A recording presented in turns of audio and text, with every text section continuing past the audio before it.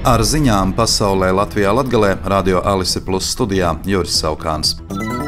Ukrainas un Krievijas amatpersonas šodien paziņoja, ka Krievijā Stavropoles novadā nogāzies Ukrainas spēku notriekts Krievijas tāla darbības radiusa bumbvedējs Tu-22M3.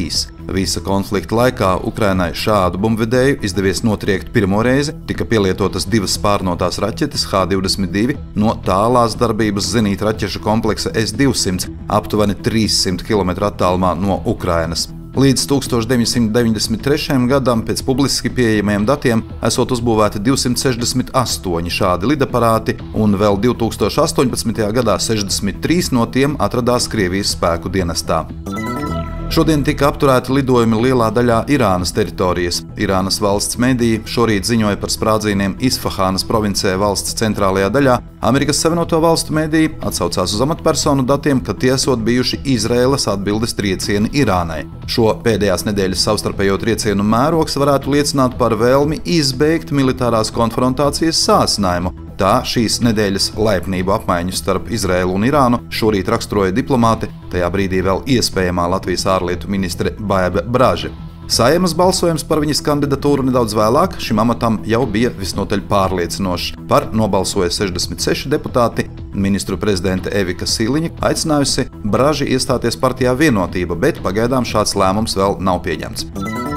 Daugavpils reģionālajā slimnīcā pat labam norit audits, kuru pieprasījusi Veselības ministrija. Pirmais ziņojums varētu būt mājas sākumā, bet audits pilnībā varētu tikt pabeigts līdz gada vidum. Slimnīcas valdes priekšsēdētāja Inta Vaivode pauda žurnālistiem, ka stabilitāti finansiāli smagajā situācijā varētu dot Daugavpils reģionālās slimnīcas kapitāla daļu pārņemšana valsts īpašumā. Pašlaik Daugavpils pilsētas pašvaldībai pieder 89,29%, Daugavpils reģionālās slimnīcas kapitāla daļu Augšdaugavas novada pašvaldībai 8,42%, bet Rīgas Stradiņa universitātei 2,29%. Veselības ministrija apsver iespēju valstī pārņemt reģionālās slimnīcas, lai uzlabotu to sadarbību gan valsts, gan reģionālajā līmenī.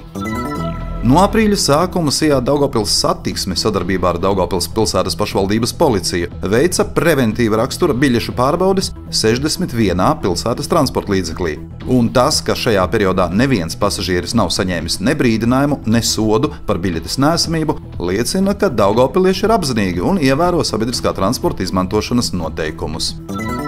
Piektdien, 19. aprīlī, 10:10 Rotko muzeja konferenču zālē notiek turisma sezonas atklāšanas pasākums, ko organizē Daugavpils valsts pilsētas pašvaldības turisma nodaļa.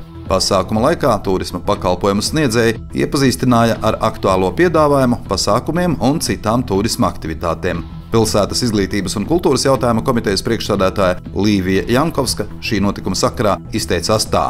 Šodien mēs piedalāmies turisma sezonas atklāšanas konferencē, un Daugavpilī bez šaubām tas ir ļoti nozīmīgs atskaites punkts atkal turisma sezonas uzsākšanā, jo šogad Daugavpils turisma joma atkal ir kopā ar Latgales turisma asociāciju. Tas nozīmē, ka mums būs arī plašākas iespējas sadarboties ar turisma jomas speciālistiem Latgalē, un tas nozīmē, ka mēs varēsim arī paplašināt turisma piedāvājumu mūsu pilsētas viesiem un tiem, kas kā turisti iegriezīsies gan Cietoksnī, gan mūsu svarīgākajos un nozīmīgākajos turisma objektos. Un bez šaubām mēs tagad domājam kopā arī par to, kā varbūt šajās jaunajās situācijās, šajos ģeopolitiskajos apstākļos piesaistīt turistus no citām valstīm un kā pamainīt varbūt mūsu tirgus piedāvājumu, jo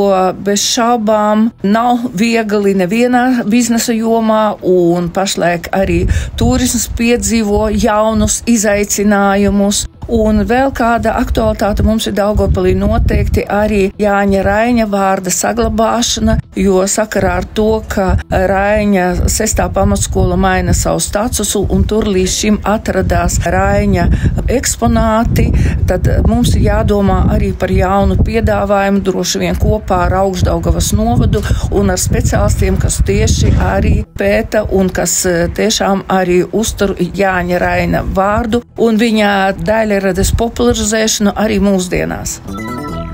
Jaunedēļ Daugavpilī ieskanēsies džēza pavasaris. 26. aprīlī 6:00 vakarā Daugavpils vienības nama kafejnīcā Pūtēju orķestra Daugava mūziķi radīs vakara noskaņu džēza ritmos. Biļetes maksās 5 eiro.